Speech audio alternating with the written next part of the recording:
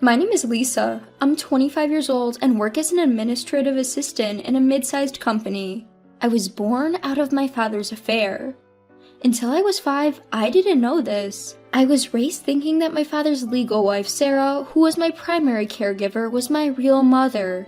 Sarah couldn't bear children due to her weak health, and she took in my father's illegitimate child, which is me. When I decided to take you in, it was actually very painful for me. But when I learned that your real mother had died in a traffic accident caused by my husband's driving mistake, I couldn't just leave you alone. She confessed to me when I was 5, and she was ill in bed. Apparently, when my father and my real mother, his mistress, were out driving, he made a driving error and crashed into a utility pole. My mother, who was in the passenger seat, suffered a heavy blow to her chest and passed away. You know, at the time of the accident, you were still in your real mother's womb, Sarah continued. When you were born by emergency surgery, I thought, this child is a miracle, so I made up my mind to raise you properly.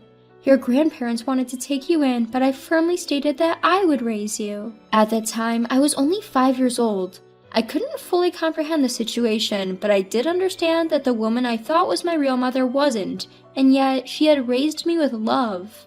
She always made delicious homemade sweets for me, crafted cute clothes, and even slept with me when I was too afraid to sleep alone. I dearly loved Sarah. When Sarah passed away, I, still 5 years old, was entrusted to the care of my biological maternal grandparents. Later, my grandmother told me that my father had been having an affair with a woman named Carol for several years. When Sarah passed away, she quickly moved in and apparently told my father to abandon me. Perhaps I was a burden to my father because he pushed me off onto my real grandparents. At first, it was nerve-wracking for me to meet my grandparents as they were strangers to me. But my grandparents, who bore a striking resemblance to my real mother, took very good care of me. My father, who had acknowledged me as his child at birth and taken me in, seemed to have no interest in children at all, as I have no memories of him playing with me. On the other hand, my grandmother often said, "Lisa, you're such a good girl. Grandpa's so happy that you're his granddaughter," and he frequently bought me toys and sweets. My grandmother, like Sarah, was good at baking sweets, and she made anything I requested by hand. Her sweets looked and tasted quite different from Sarah's, and as a young child, I would selfishly say, "Grandma, I don't really like this." But my grandmother never scolded me. Instead, she smiled and said, "It's fun to know different tastes, isn't it?" What made me happiest was that they told me various things about my birth mother. My real mother met my father, the son of an executive at the company she worked at, while she was working. My father was a promising and competent individual, but he was known for his wild affairs with women. My mother, unfortunately, got caught up with it. When my father was proposed to marry Sarah, a well-bred young lady, my mother intended to break up with him. But my father would throw out cheesy lines like, "You're the only one I truly love," and during the course of our drawn-out relationship, I got pregnant. My mother, who was told by him, "I'll acknowledge the child, but I can't marry you," made a firm decision to break up and raise the child on her own. Apparently, they had this conversation in a car my father was driving, and he made a mistake, causing an accident. Lisa's mom was really an earnest and admirable daughter, but she was played and torn apart by that man. My grandmother seems really regretful when talking about it. "But you left us with a wonderful granddaughter named Lisa, so we have to be thankful for that." I think deep down, my grandmother hesitated to take me in, who had the blood of the man who had abandoned her precious daughter and took her life. But she never showed such feelings and loved me with all her heart. When they took me in, my grandparents were in their early 50s. My grandfather ran a small factory, and while they weren't wealthy, they were able to lead a decent life. Also, about 5 years after they took me in, it seems that several thousands of dollars were transferred every month from my father as child support. But at some point, those payments stopped, and around the same time, the factory's business began to decline. My grandmother, who had been a housewife, started working, but it seems it wasn't enough to get the factory's finances back on track. Eventually, they had to sell the factory and their home, and by the time I was in middle school, we had moved to an old apartment.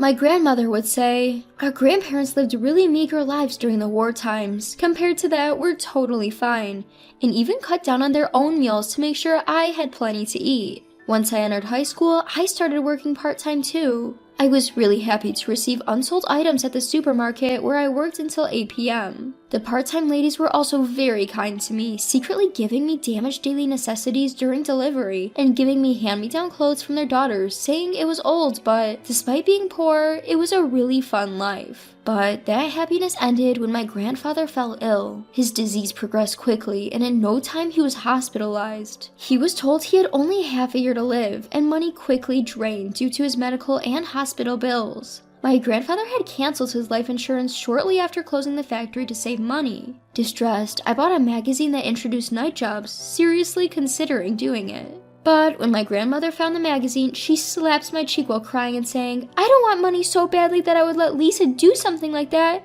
and I came to my senses. But what other methods were there? In the end, my grandmother bowed her head to all her relatives and arranged for the money, but I felt really pathetic for not being able to help at all. For a moment, I thought of relying on my father, but I wasn't told where my father was. I haven't had any contact since I parted ways with him when I was 5, and my grandparents should not have been in contact either. If only I knew the name of the company where my father worked, I could have ambushed him. But thinking about it, I only have memories up to the age of 5, so I wouldn't have recognized my father even if he walked in front of me. My grandfather passed away 6 months later. My grandmother and I had to downsize to a smaller and cheaper apartment. After graduating from high school, I started working around the clock. I worked as an office clerk during weekdays, a supermarket employee in the evenings, and a convenience store worker on the weekends. Sure, there were occasions when coworkers and fellow part-timers confessed their feelings for me, but I ended up calculating how much I could earn in the time I'd spend on a date. Perhaps it was because of the trauma of my father being a terrible man. I had a slight distrust of men, and I wasn't interested in dating anyone. My grandmother would often tell me with a warm smile, "Not all men are as bad as him. Even when I'm gone, I want you to be happy. I hope you find someone wonderful, but there's no need to rush." Time passed and I turned 25. I was still poor and without a boyfriend, but my life with my grandmother was peaceful. Out of the blue, we received a phone call intended for my grandmother. Making a strange face, my grandmother spoke into the phone. After she hung up, she turned to me and said softly, "Lisa, your dad passed away." Apparently, he had collapsed at work and passed away soon after. The woman who had called was my mother and father's old colleague. She was still working at the same company as my father and knew about me. She had taken the trouble to inform us. But honestly, I felt no shock at all. It doesn't really concern me, right? I mean, I'm adopted by you and Grandpa. I have no ties with that man. That's not entirely true. You'll understand when the matter of inheritance comes up. Inheritance? His? I don't want the money of the man who caused so much suffering to my biological and foster mothers. I swore to myself I would never accept it. A week ago, my father's last wife, Carol, called. Just as I had suspected, she brought up the subject of inheritance. "I didn't want to contact you, but one of my husband's colleagues told you about his death, so I had no choice but to call you because there's an issue with the inheritance." She began her spiel. In other words, if my mother's friend hadn't reached out, we wouldn't have known about my father's death, and Carol probably planned to keep all the inheritance. "Would you mind renouncing your right to the inheritance?" She began her cold, calculated speech. "I was the one who took care of him until the end, after all. You lived far away and did nothing. Don't you think you don't deserve it?" I heard that she had only cared for him for a few days after his heart attack. "Also, didn't he pay child support? That should be enough," she added. Actually, he was supposed to pay for 15 years, but stopped after only 5.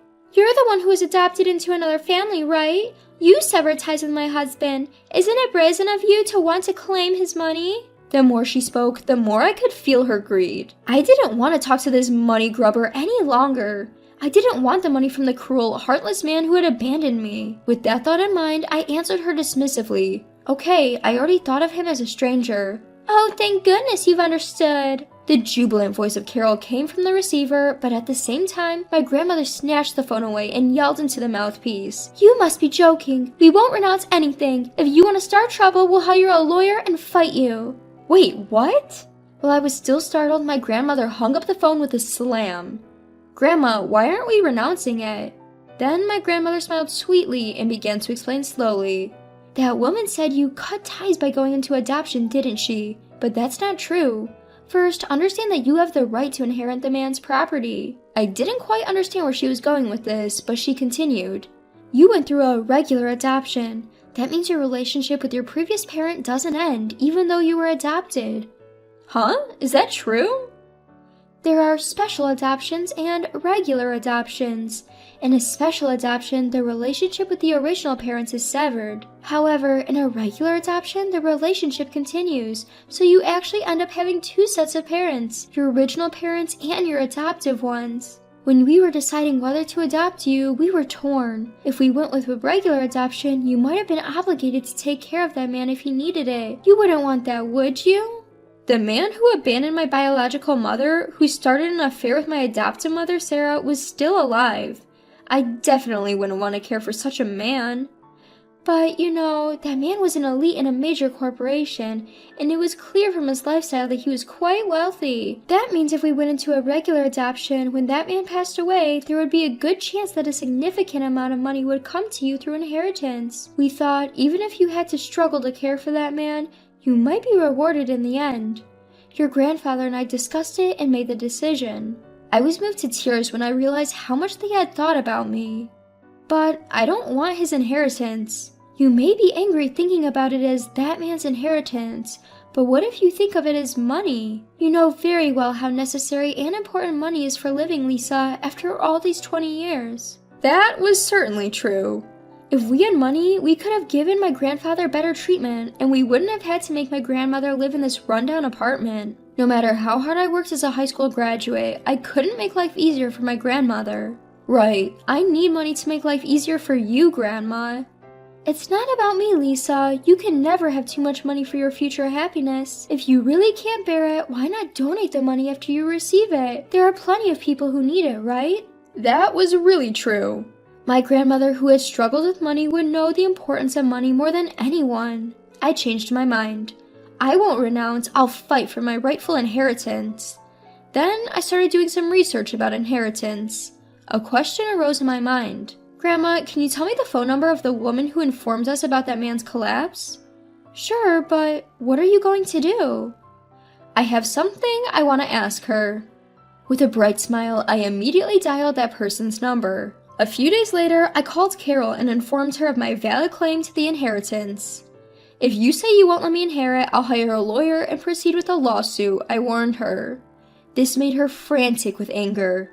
Given her reaction, the inheritance must be quite substantial. Only getting half? Oh my goodness! Too bad, I said, and then hung up the phone. After that, I embarked on the action I had planned. I speculated that my dad, given his lack of discipline with women, might have been continuously unfaithful. So, I contacted the woman who had informed me of the man's passing and had her investigate his affairs. And it came out that he had been simultaneously cheating with at least 5 women at work.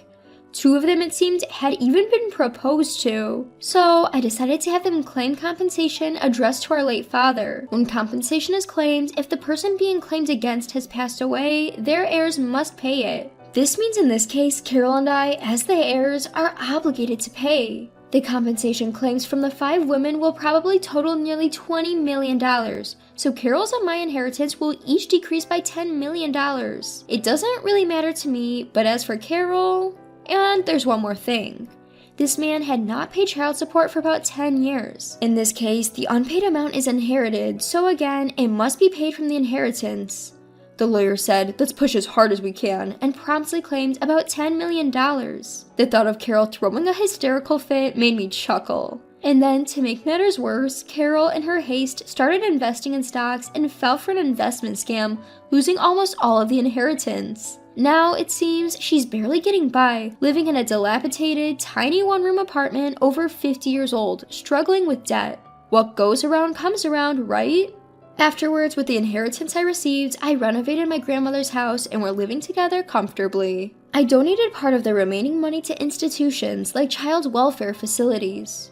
Recently, a friend of my mom brought me several matchmaking opportunities since she was worried about me. I started dating one of them and now live a happy life every day.